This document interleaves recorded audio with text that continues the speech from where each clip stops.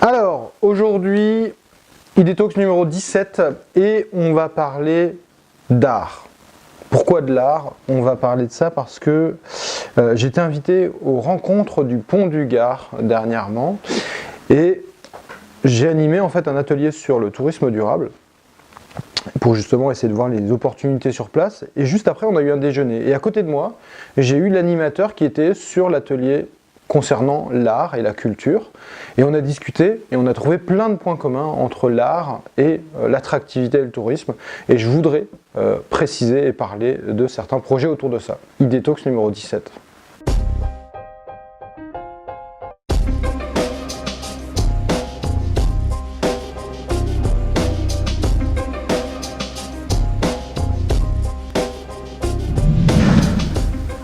Donc j'ai envie de vous parler d'art contemporain au service en fait de l'attractivité de destinations touristiques et surtout en milieu rural. Et c'était un peu la question et cette rencontre était assez intéressante là sur ces rencontres du Pont du Gard où on se posait la question, ok, les gens viennent au Pont du Gard, mais voilà, comment les faire aller dans l'intérieur un peu des terres, vers Uzès et tout ça.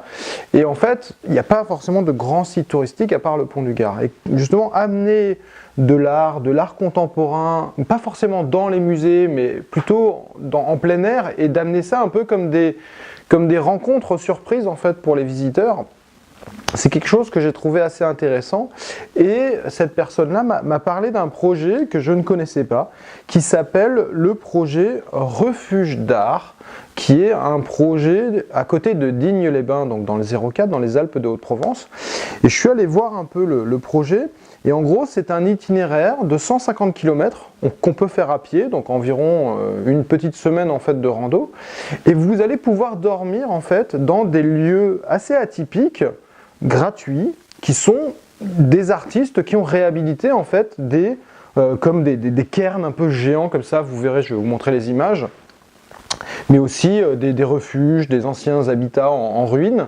Et ils ont réhabilité ça sous un format assez original, assez atypique, et vous allez pouvoir passer une petite nuit de bivouac, on va dire, là-dedans.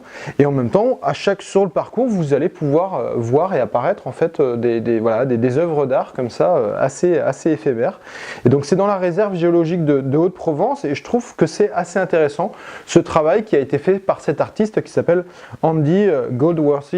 Et vraiment, je vous invite à regarder parce que c'est assez atypique et je pense que ça pourrait donner en fait des idées à d'autres acteurs. Et en plus, ce qui est intéressant derrière ça, c'est que on est un peu sur ce phénomène en ce moment, je ne sais pas si vous avez entendu, des micro-aventures, où derrière, en fait, souvent des urbains se disent bah, moi je veux aller un peu dans la nature, pas me mettre en danger, mais voilà, faire un petit bivouac, etc. Et on a ce phénomène en ce moment, on parle de micro-aventures, que ce soit dans les pays anglo-saxons ou en France. Et il y a une boîte là qui vient de se lancer qui s'appelle Chilové. Je vous mets aussi le petit lien, c'est assez intéressant de regarder tout ça. Donc tout ce qui est autour de l'art, j'ai creusé un peu et je suis tombé aussi sur une vidéo qui tourne un peu en ce moment sur internet. Bon là je vous l'introduis rapidement, mais je vais vous la mettre en vrai, c'est assez intéressant. En gros, c'est 500 habitants qui en fait participent pendant 48 heures et créent des mini-scénettes en fait à côté d'un train. Et pendant 48 heures, donc il y a je crois qu'il y a une trentaine de trains qui sont passés pendant 48 heures. Et l'idée c'était de créer ces petites scénettes et donc les gens ils se mettent comme ça en fait à la fenêtre du train et ils voient ces petites scénettes en fait faites par les habitants, très contemporains, très funky, assez humoristiques. Et derrière, ils ont lancé ce truc-là. Et j'ai trouvé ça assez génial pour justement, dans un lieu assez perdu en Allemagne, on est dans la vallée de la Saale, qui n'est pas le lieu le plus touristique d'Allemagne. Et donc, ils ont appelé ça Bewegtes Land, qui veut dire terrain mouvant ou terrain mobile, et justement d'amener comme ça un peu des petites scénettes. Et ça, j'ai trouvé ça vraiment hyper original, et c'est un truc que voilà, je trouvais qu'on pouvait vraiment amener cette petite surprise où on n'était pas au courant en tant que visiteur, et on a ça qui arrive comme ça, et ça fait une vraie émotion positive, forcément, d'essayer de le faire à la fois en vrai, mais aussi d'amener forcément de la vidéo pour que derrière ça puisse buzzer sur internet comme moi j'ai pu voir ça et j'ai trouvé ça assez génial. Et il y a un autre projet qui est assez intéressant que j'ai pu voir sur ce côté art dans la nature mais aussi un peu sur du land art, et c'est un projet qui est pas loin du lac de Garde en Italie, sur l'est du lac de Garde, qui s'appelle dans la vallée d'Isella, le Val d'Isella, et là-bas il y a un projet qui s'appelle Arte Sella Project et qui présente justement beaucoup de petites œuvres d'art comme ça, faites par la nature, en plein milieu naturel, et les touristes, ils ont un petit circuit comme ça. Et donc je pense que c'est vraiment intéressant pour les territoires, pour les destinations rurales, de voir comment on peut intégrer l'art comme un vrai outil en fait d'attractivité du territoire. Je suis assez curieux de savoir si vous connaissez d'autres projets comme ça, mais je pense que ça a vraiment une capacité très innovante où on va vraiment faire participer aussi des artistes locaux, là des habitants comme sur cette vidéo en Allemagne. Il y a un truc à penser pour vraiment mixer les choses. Moi, ce qui est intéressant, c'est de sortir un peu des silos où on est entre les professionnels du tourisme, mais voilà, on s'ouvre vers les gens de la culture, les gens de l'environnement, les gens de l'architecture. Je pense que ça, c'est intéressant et il faut qu'on sorte un peu des silos. Voilà un peu ma vision. Dites-moi ce que vous en pensez et on en discute.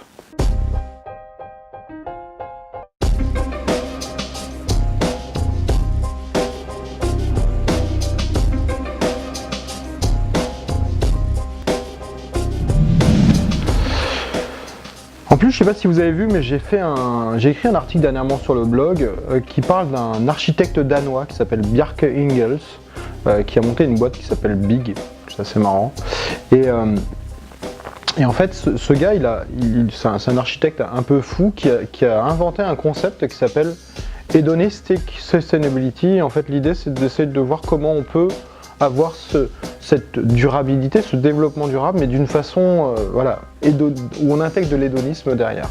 Et je trouve ça hyper intéressant de savoir que des mecs travaillent sur ça, sur l'architecture, et comment on pouvait contrebalancer ça et amener ça en fait dans le secteur du tourisme et de faire le lien. Et c'est là encore où je dis il faut sortir un peu des silos habituels et essayer d'aller croiser les regards, c'est hyper important parce que c'est une source d'attractivité et de créativité surtout en fait très très forte. Et ça, cet exemple là et tous les exemples que j'ai présentés dans la vidéo, je pense qu'il y a vraiment un intérêt à sortir un peu de la zone de confort, à être un peu fou en fait sur les destinations, sur les territoires, pour inventer des nouvelles choses.